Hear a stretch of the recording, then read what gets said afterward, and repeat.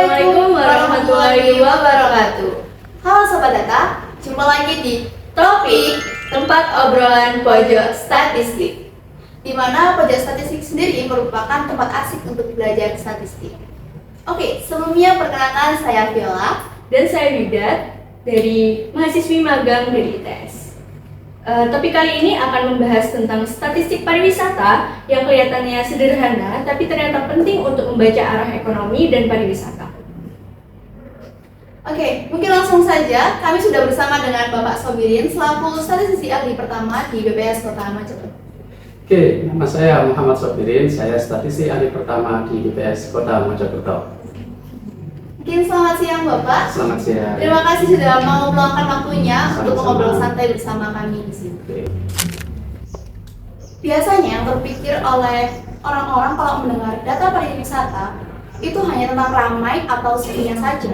Padahal dari data ini kita bisa melihat aktivitas kota, mulai dari perjalanan dinas, event-event besar, maupun kegiatan sampai tren dari kunjungan yang ada di Kota Mojokerto ini. Dan kebetulan beberapa waktu terakhir ada indikator pariwisata yang menunjukkan perubahan di Kota Mojokerto, misalnya tingkat hunian kamar hotel. Nah, biar audiens tidak salah tangkap, kami ingin mulai dari definisi yang paling dasar dulu. Sebenarnya apa fungsi dan kegunaan dari tingkat penghunian kamar atau TPK hotel? Kenapa indikator ini dianggap penting? Oke, terima kasih sebelumnya ya untuk memulai definisi atau fungsi daripada TPK ini. Kita harus mengetahui apa itu definisi dari TPK dulu ya. Jadi TPK itu adalah tingkat penghunian kamar hotel, itu dihasilkan dari jumlah kamar yang terisi pada periode tertentu dibandingkan dengan jumlah kamar yang tersedia pada periode tertentu dikalikan dengan 100%. Akhirnya muncullah persentasi.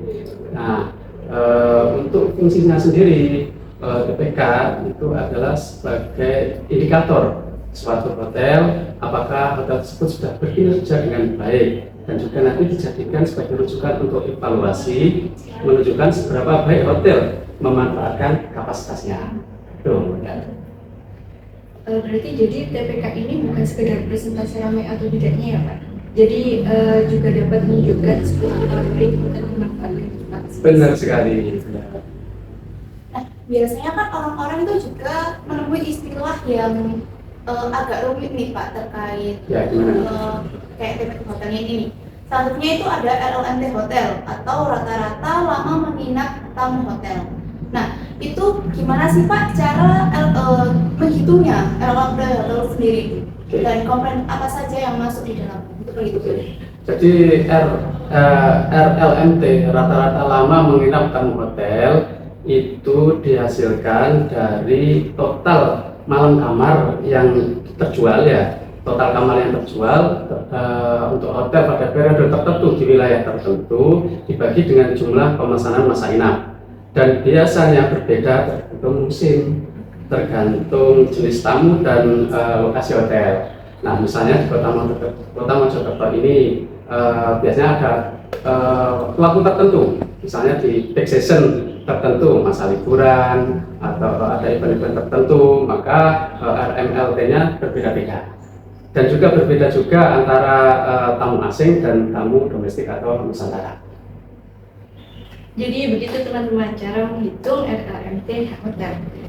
Nah, ini bagian yang paling sering bikin orang bingung. Di publikasi statistik, tamu hotel sering dipisah antara tamu asing dan juga tamu domestik. Padahal sama-sama menginap. Nah, mengapa sih Pak tamu asing dan tamu domestik ini dibedakan dalam statistik tingkat penghunian kamar hotel? Apakah terkait pola belanja, lama menginap, kunjungan-kunjungan, atau ada hal lain? Benar sekali yang disampaikan tadi ya. Jadi perbedaan antara tamu asing dan tamu domestik itu karena perbedaan karakteristik perilaku yang berbeda, terutama untuk lama menginapnya. Biasanya kalau kita lihat data di Kota Mojokerto ini, untuk lama menginap tamu asing itu lebih lama dibandingkan dengan tamu dari domestik atau nusantara sendiri. Juga karena tujuannya memang berbeda. Kalau tamu asing memang biasanya kalau ke Kota Mojokerto itu memang murni untuk berwisata. Kalau tamu domestik biasanya itu untuk mengikuti event-event tertentu.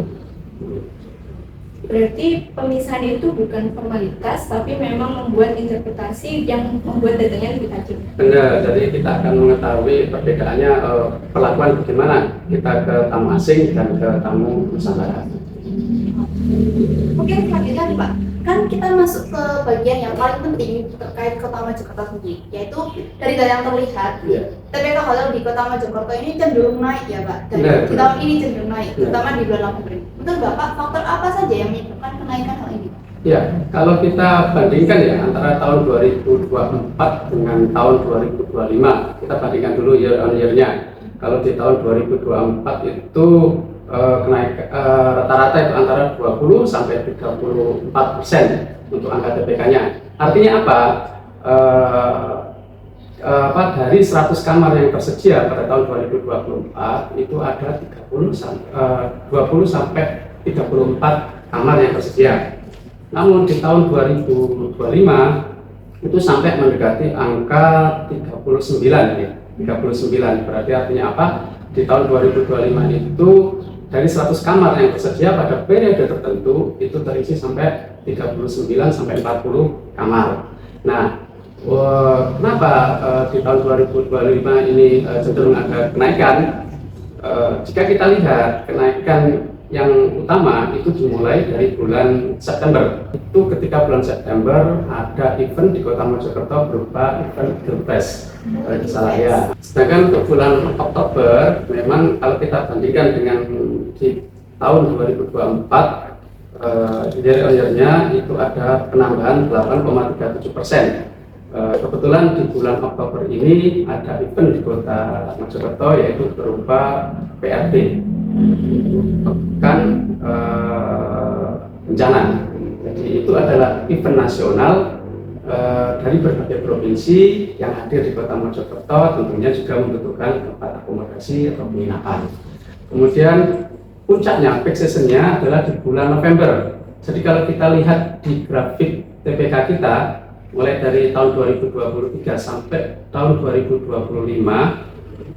itu yang paling tinggi itu ada di bulan November 2025. Kebetulan di tahun 2025 ini ada namanya event Mojo Festival. Nah, itu adalah event regional yang diikuti oleh 24 kabupaten kota di Jawa Timur, dan pesertanya pun lumayan banyak.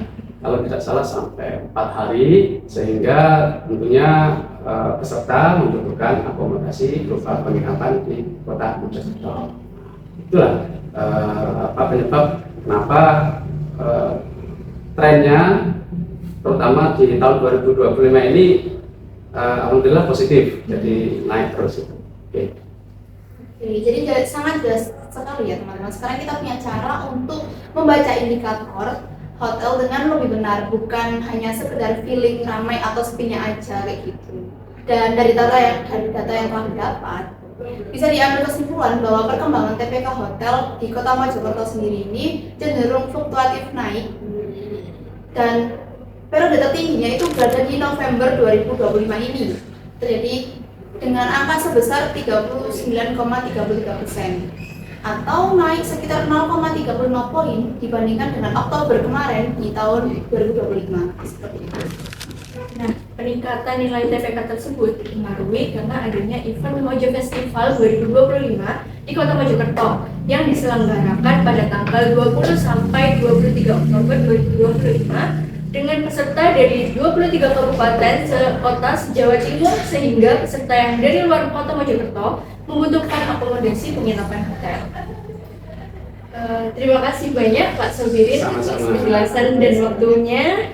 Semoga obrolan topik kali ini bisa menambah insight baru untuk teman-teman semua. Oke, mungkin sekian dari kami. Sampai jumpa di episode selanjutnya. Wassalamualaikum warahmatullahi wabarakatuh.